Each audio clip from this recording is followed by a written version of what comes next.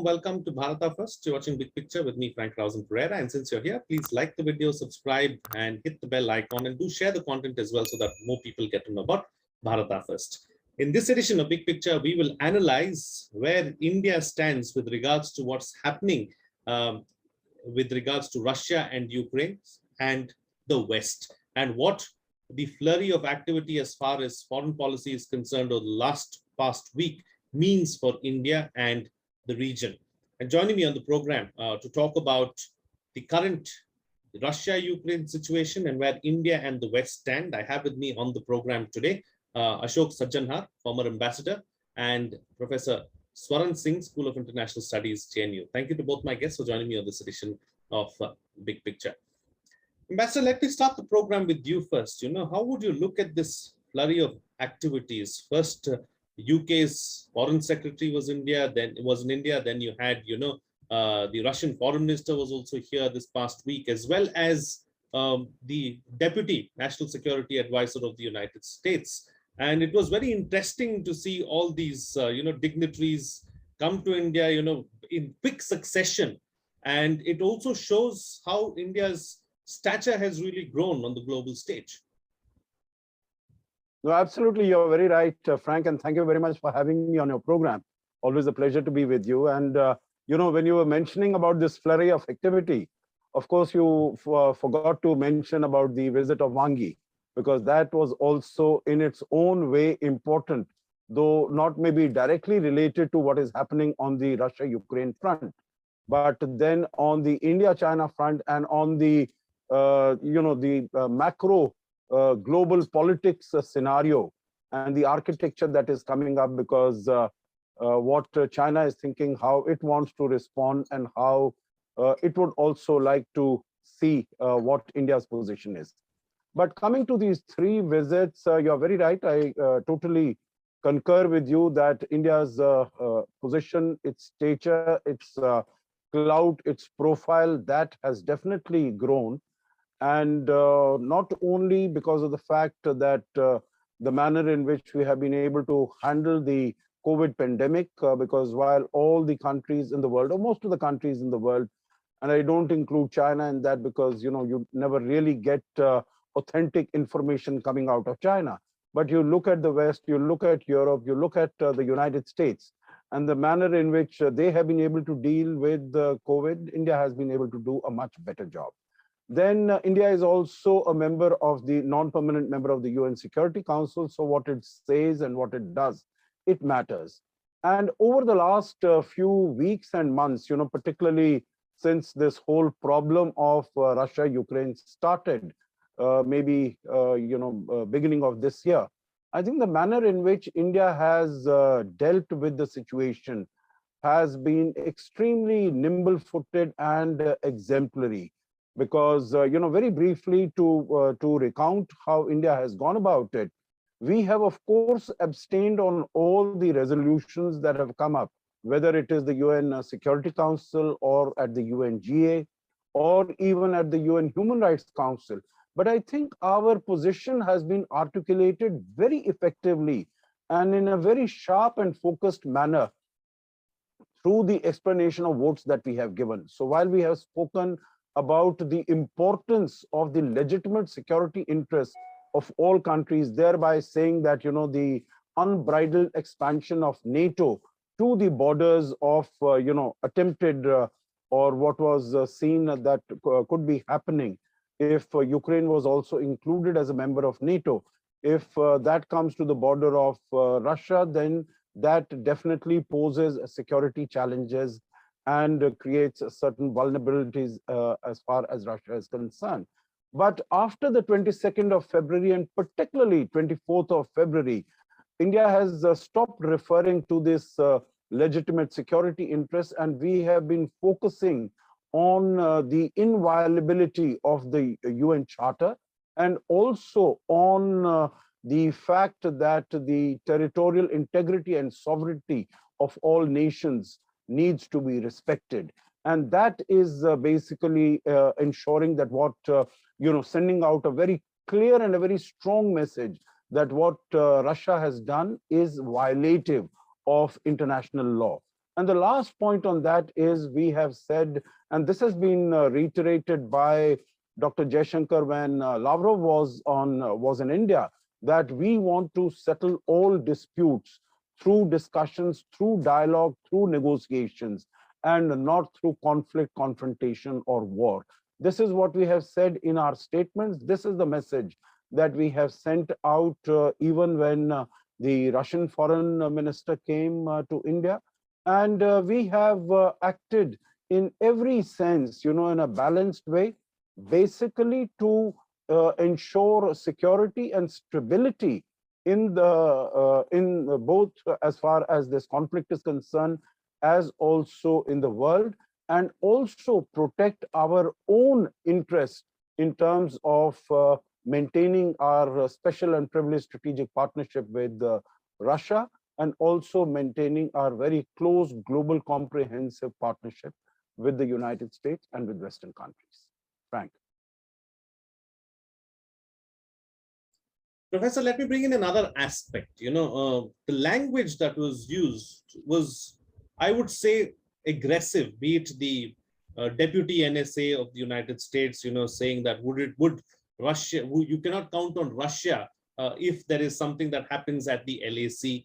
For instance, India too, sent out a very strong message to the UK when the UK brought up the issue of Russia and oil imports from Russia into India as well. What do you make of the kind of language that was used and the kind of posturing that we saw? Thank you, Frank. In fact, lately we've been hearing about the wolf warrior diplomacy of Chinese. Here is an example of a similar wolf warrior diplomacy from United States, where you notice, as you said, a rather aggressive or assertive language being used to browbeat as if India, which of course is not functioning.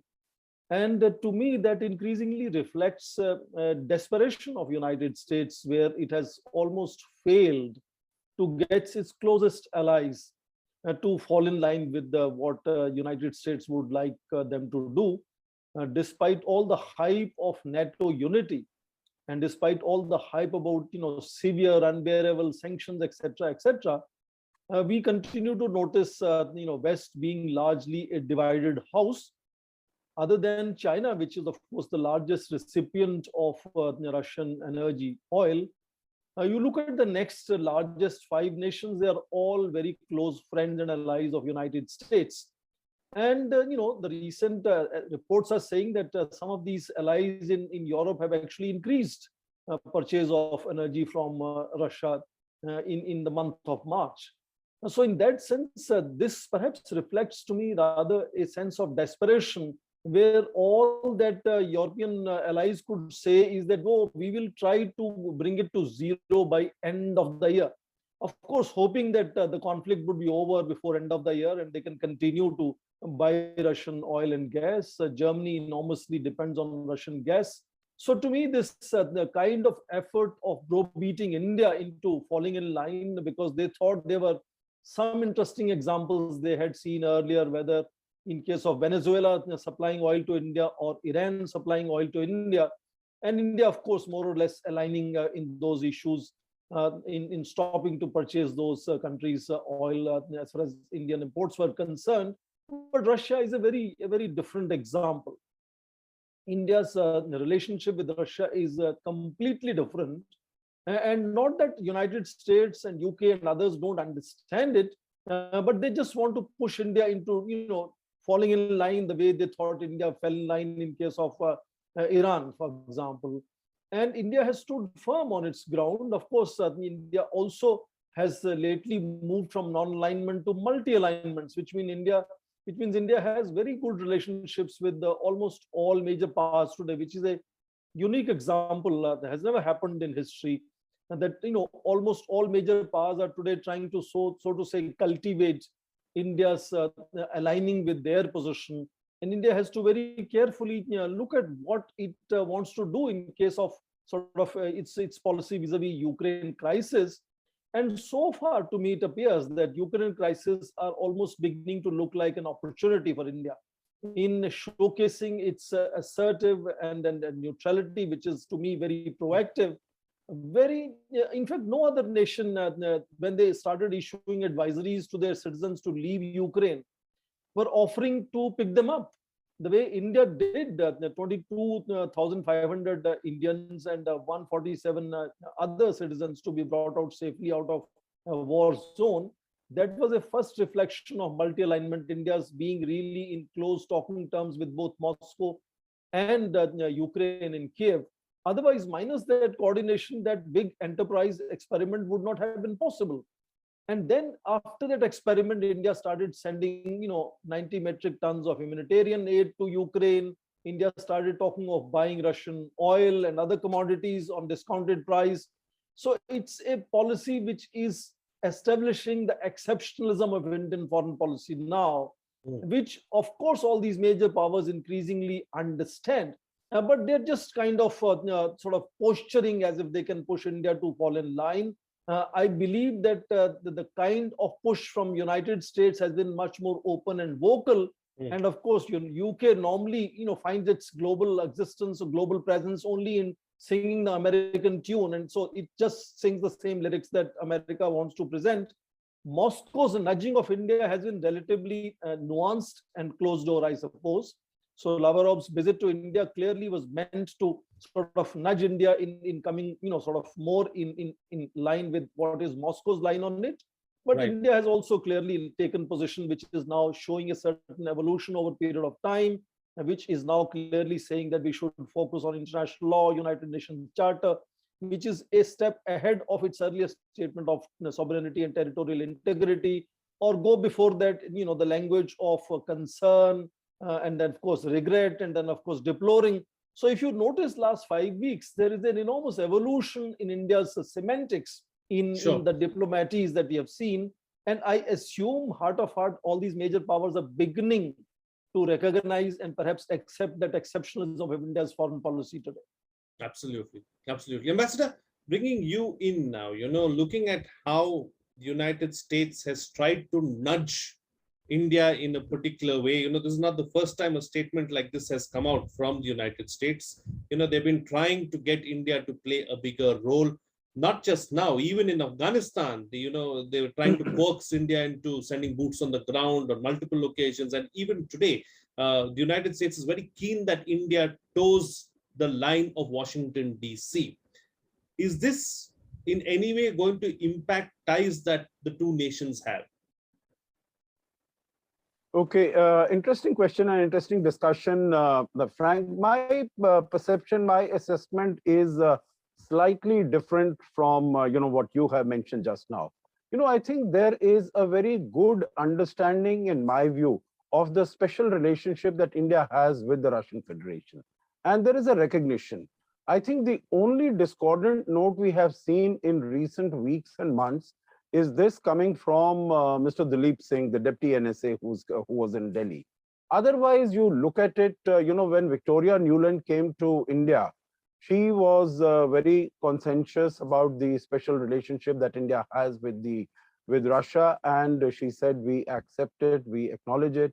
When there was the hearing of Donald Liu, the Assistant Secretary of State for Central and South Asia, to the Senate Foreign Relations Committee, he said that we need to recognize that India has a decade-old heritage legacy relationship with the Russian Federation, and that is okay, that is fine by us. When Ned Price was, just very recently, he was addressing the press, he also mentioned that we shouldn't forget that India has a different relationship with Russia than the United States has, and that is okay with us. So I think we need to take it in the overall perspective. Even when the question was asked to Mr. Biden, and he said, more recently, he said that India's position is a little shaky.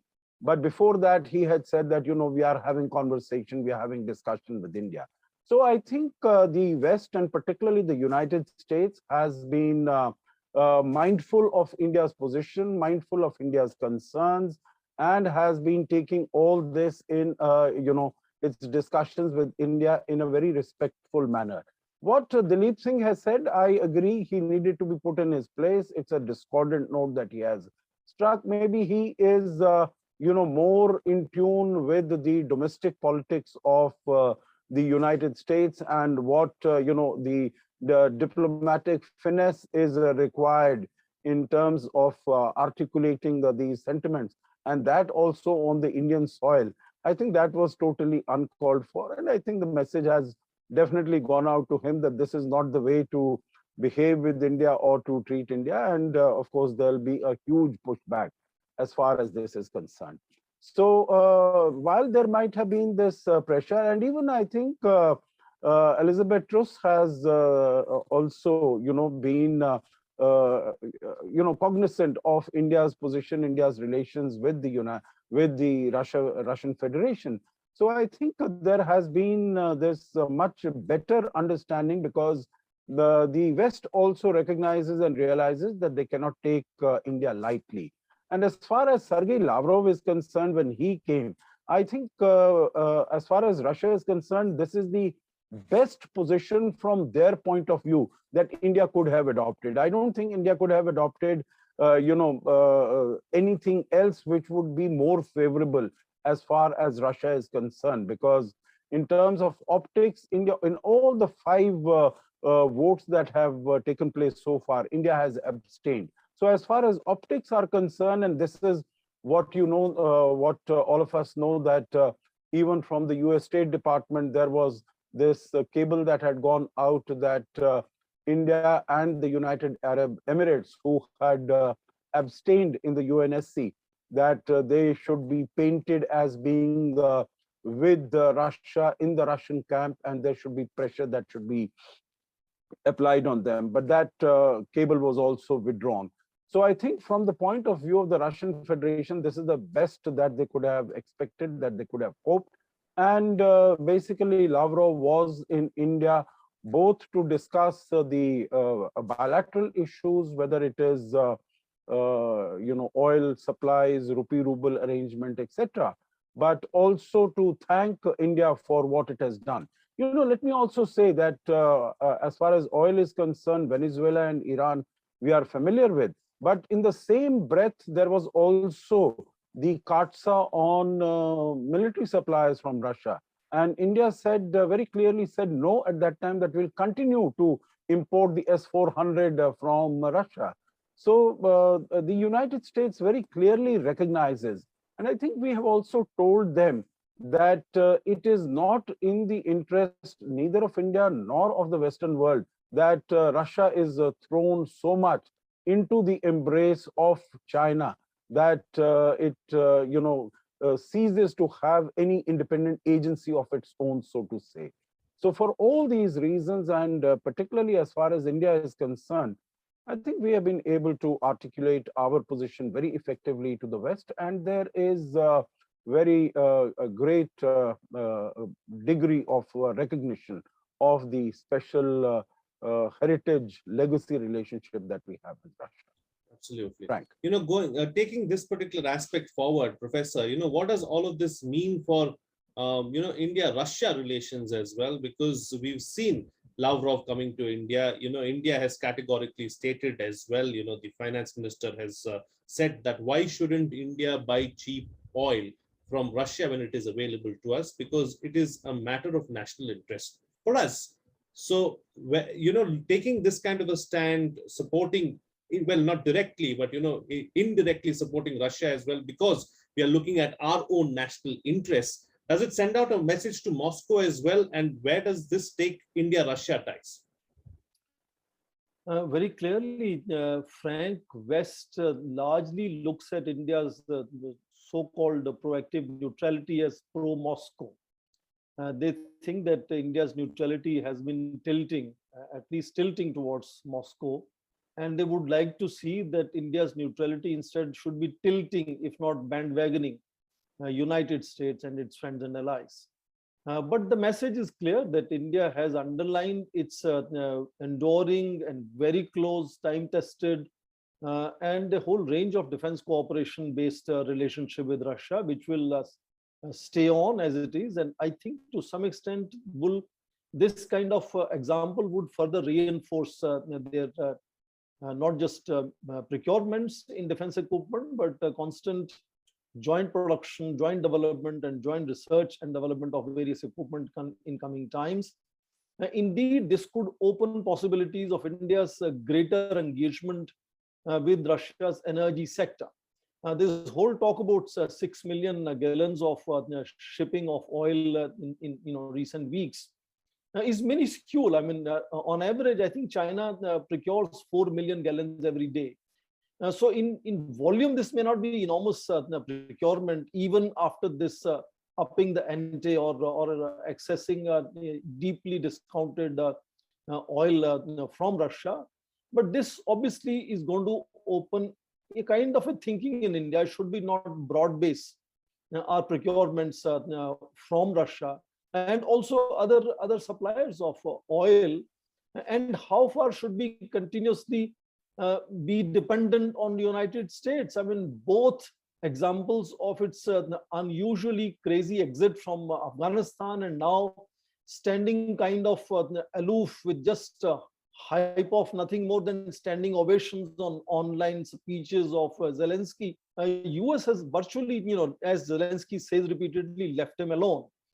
That obviously will give lessons to several other nations how far one can depend on United States, and should it really be careful in not sort of aligning far too much with the United States. You have to just look at has United States criticized China's military action on the line of actual control? I mean, this blunt saying that Russia is not the country that will help you in case of Chinese aggression. What has United States done in case of China's military advancements on the line of actual control? So I think United States understands its kind of rapidly declining goodwill around its at least newfound friends, and that would obviously bring us to focus on countries like South Africa, which has become increasingly vocal now, Brazil, and imagine Brazil, China, Russia, and the BRICS nations are now going to meet at the end of the year. And that could, again, this could be another glue as to how Ukraine crisis can be a lesson for them to learn as to how do they broad base their relationship, balance their relationship, how do they engage with the United States, which is repeatedly proving to either stay kind of at distance or pursue its national interests such that it can really ditch a close ally where it was present for 20 years. That has enormous lessons for everybody else. Of course, I often say as a teacher, wherever United States military has gone after Second World War, it has come out after making bigger mess than what existed before it went into any of the a dozen situations since end of Second World War. Should that be a lesson to country like India? And I think that should reinforce India's understanding of how it will stay on in close connection with Russia and a whole range of other countries, including China, I dare say, where that relationship is obviously broad-based and not really tilting towards any singular nation, definitely not United States. Absolutely. Ambassador, since we are here, let's get quick closing comments now on what's the best way forward and how should India navigate through these troubled waters, if I can call it that. Yeah, troubled waters, definitely they are. And I think India has so far handled its diplomacy and its foreign policy extremely well, very nimble-footed, very sophisticated, very subtle. And I think this is the way to go forward. Of course, stay in very constant direct contact with all the major players also. We know that Prime Minister had spoken to Putin on the 24th when the attack by Russia on Ukraine was launched. On the 26th, he spoke with President Zelensky. And after that also, he's been in regular and direct contact with both the leaders. At that time, the most pressing issue was the repatriation of Indian nationals, Indian students.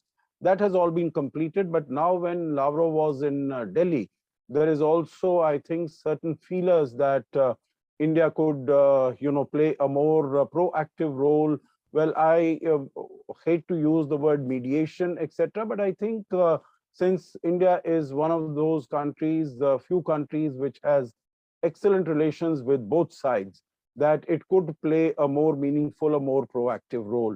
And so we need to continue to do more of what we have been doing and trying to expand our contacts and relations and interaction with all of them. Since I have the floor, Frank, if I may just add one or two comments on what we have been discussing. And that is in terms of, what Dalip Singh said, that, Russia will not come to your aid. And I think many questions have been raised that whether, America will come to India's aid. I think we have to keep it in our mind that India will have to fend for itself as it has been doing. That having been said, I think it is clear to everyone, although it might appear many years or decades ago when Trump was there, and Mike Pompeo had the then Secretary of State when this attack by China took place, the confrontation with China took place. He came out very clearly and said that China is the aggressor, and they had provided all the intelligence that was required by India to be able to defend itself properly. They were able to provide, in terms of military equipment, whether it is the Apache helicopters, whether it is the Chinook helicopters, whether it is the P-8I. So, many of these items that were required, high technology, very sophisticated equipment. So that America has been able to provide in terms of dealing with our security. I don't think we should really be asking the United States whether Biden has criticized or condemned or something. I think we need to be self-reliant. We need to be self-dependent. What we talk about Atmanirbharta, that is something that we need to practice. That is what is happening also. And whether it is in terms of going in for increased manufacture of our own defense equipment rather than being reliant on foreign sources, but making more of the equipment and of the spares ourselves. That is the way to go forward. That is what we are doing. And I think it is the point that I'm trying to make is that if Russia is important for me, for India, the West, the United States is also equally, if not more important. So while, nurturing our relationship with Russia, we should not in any way destroy or damage our relationship with the West. Thank you. Absolutely, Ambassador. I think that's a very, very valid and an important point that you made there at the end. We should not burn any bridges and we should not antagonize any one of our friends. At the end of the day, all these countries are our friends. Professor, please close the show for us with your quick concluding remarks. Thank you. I am in full agreement. I have said that India has moved from non-alignment to now multi-alignments. So India definitely wants to sustain good and mutually beneficial relationship with all major powers. That's what India has been doing, except that the United States would like to look at a relationship as either or. They would like to sort of wean India away from Russia. And they have been doing all the time. In fact, the most vocal voices were coming during President Donald Trump's time, that they wanted to replace Russia as a source of military supplies to India. Somehow, till date, United States is only the fourth largest supplier to Indian defense equipment after Russia, Israel, France, and then United States. Technology transfers, whether it is civilian nuclear power reactors or it is any other defense technology, are largely a pipe dream when it comes to United States. The most fruitful and equal defense partnerships have been, of course, with Russia so far. And in that sense, I think this kind of equilibrium that India is exploring would have its own challenges coming from United States wanting to sort of make India push into choosing sides, which India absolutely is not comfortable into choosing sides. And I think United States over a period of time is showcasing a very clear inclination to sell weapons and not to send its soldiers on the ground or to even make any political statements in support of any country, whether it is Taiwan or it is Eastern Europe, members of the NATO, or India. They are happy to sell weapons without technology transfers, and that serves them well to make money without giving technologies at all to any country. So these things are something that India clearly is learning, and that's why this exceptionalism of Indian foreign policy, where we are trying to multi-align and balance and create equilibrium in multi-alignment of various countries, is something that is sometimes seen as not going very well with United States. And you see Sometimes comments coming like from Deputy NSA, Dilip Singh, comments coming in Delhi, which received, I think, very apt rebuttal at appropriate level. And I assume over time they'll have to get used to India being a large market, potentially a large economic partner and defense partner. And India will have its own, sort of benchmarks as to how it will be happy to engage with United States. And Ukraine crisis provides an excellent example of India's balancing effort in making sure it constantly stays in close contact with all major powers and doesn't get pushed into choosing sides that United States would like India to do. Absolutely. All right, gentlemen, we'll have to leave it at that. Thank you so much for joining me Frank, on the could program. I make Yes, a very please. short factual point? Yes. And that factual point is, these rankings of which is the largest supplier of defense equipment to India, these keep changing. And as per my understanding, what I saw just a few days ago, the report that came out of SIPRI for the last 5 years, it said that, earlier Russian supplies used to be more than 60%, 65%. Then the last report that had come out, it was 58%. Then the latest report, apparently it says that Russian supplies to India are 46% of the total imports that we are making. And the last report had said that the United States is the second largest supplier because, at that time, all these imports of the helicopters and, the drone systems that I mentioned, the Guardian drone systems, etc., they had come about. And in this report, it mentions that it is the third largest supplier of defense equipment to India. So these things keep changing. But I think many of the new technologies that India is looking for, which some of the new technologies Russia is able to provide, which West is not able to provide. Some of the other new technologies the West is able to provide and Russia is not able to provide. So I think we'll have to sort of, continue to see that. And basically, we also need to be focused that our most, both for India as well as for the United States, the most formidable adversary is China. And that is, when we are working together on the Indo-Pacific and also on the Quad, we should not do anything that, in any way diminishes our cooperation as far as the Quad is concerned. So whatever else is happening, initial one Dilip Singh making a comment here, another making there, I don't think those are just sort of, ripples which we should not let the overall relationship get sullied. And the United States also, in my view, has realized that without alliances, it cannot go, far enough. And that is why what Biden has done right from the time that he has come, he has tried to build alliances. And as I mentioned in my earlier remarks also, the United States and Biden himself has been much more respectful while commenting about India and has not been rash, except for this one comment coming from a junior official functionary of the US administration. So I think it needs to be put in the slot that it is made and not let it determine the overall relationship between India and the United States. Absolutely. All right, gentlemen, we'll have to leave to that. Thank you so much for joining me on the program and putting things into perspective for us. Thank you, and see you again next time.